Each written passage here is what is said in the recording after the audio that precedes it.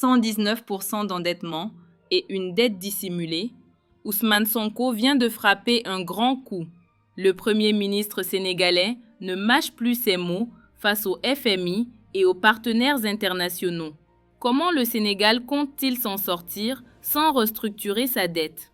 Dans cette vidéo, nous avons choisi pour vous les points clés de son discours choc. Restez bien jusqu'à la fin, car la position officielle du gouvernement pourrait bien changer la donne pour l'économie, non seulement du Sénégal, mais aussi de toute la sous-région. Pour la question liée à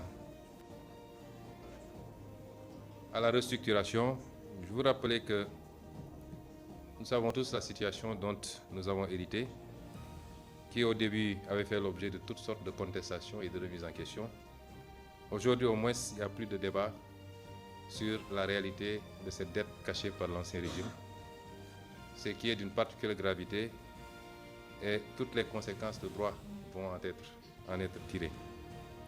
Parce qu'on ne peut pas compromettre comme ça l'avenir et même le présent d'un État et d'un peuple pour des considérations strictement politiciennes, j'allais dire électoralistes. Et il faut que la sanction soit assez ferme pour que plus jamais aucune autorité publique n'ose se comporter ainsi. Mais une situation qu'il faut gérer à partir du moment où le constat a été fait, établi et validé par tout le monde. Par le Sénégal, nos institutions autorisées, l'inspection générale des finances, la Cour des comptes, le gouvernement, le président de la République, mais également par tous nos partenaires bilatéraux comme multilatéraux. Ça ne fait plus l'objet de débat. Quand un pays se retrouve avec une dette de 119%, un pays de surcroît pauvre, un déficit de presque 13%, c'est une situation particulière. J'allais dire presque catastrophique, car aucun homme politique ne voudrait hériter d'un pays dans cette situation. Ça nous a mis dans des difficultés dans la gestion de ces premiers mois ou de ces 2 premières années de gestion du pouvoir. Et certainement pour quelque temps après, encore. Nous ne sommes pas dans le fatalisme. Nous considérons que c'est le peuple sénégalais qui doit faire face à cette situation, qui doit se lever comme un seul homme et qui doit comprendre qu'il y a des sacrifices à faire pour rattraper la situation, la dépasser et mettre ce pays sur les rails définitivement. Et avant tout autre partenaire, c'est au peuple sénégalais de le faire. C'est pourquoi nous avons travaillé à des solutions. Nous avons travaillé à élaborer un plan de redressement économique et social, qui est un plan qui va effectivement demander un certain nombre d'efforts et de sacrifices au peuple sénégalais.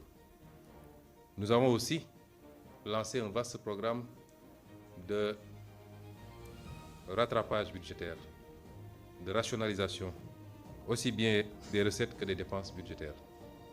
Et l'arbitrage qui a été fait pour le budget 2026 est assez illustratif des efforts qui ont été consentis sur la dépense publique, le fonctionnement particulièrement, mais également sur des choix rationnels.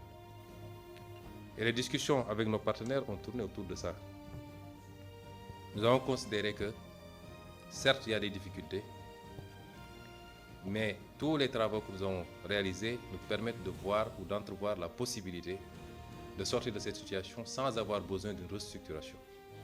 Nous considérons que, de l'analyse que nous en avons faite, notre dette est viable, puisque nous nous débrouillons pour la rembourser depuis 1 an et demi, au plus une échéance assez difficile, avec de grosses souches de cette dette.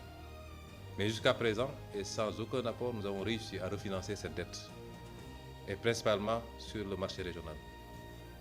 Nous considérons que nos projections, aussi bien de croissance que de recettes, sont raisonnables, et sur cela, il n'y a pas de débat, c'est validé par tous nos partenaires, y compris le fonds. Le principal problème, c'est le financement.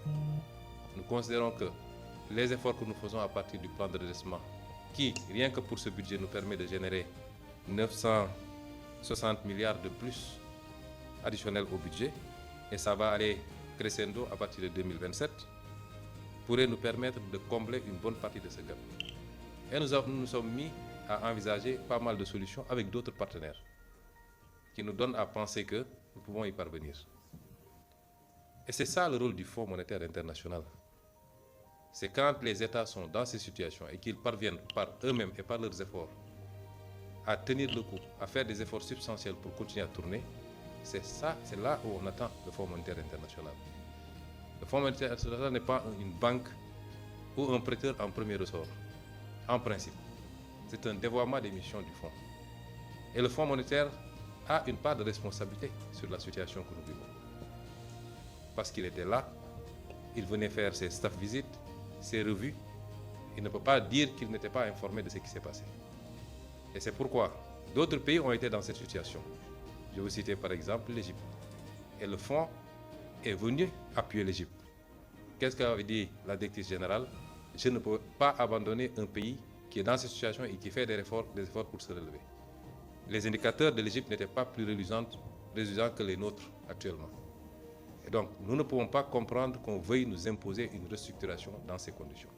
Ce n'est pas une position d'Ousmane Sonko, c'est une position de monsieur le Président de la République du Sénégal, du gouvernement du Sénégal, par son Premier ministre, le ministre des Finances, le ministre de l'Économie et tous ceux qui ont une compétence à la matière.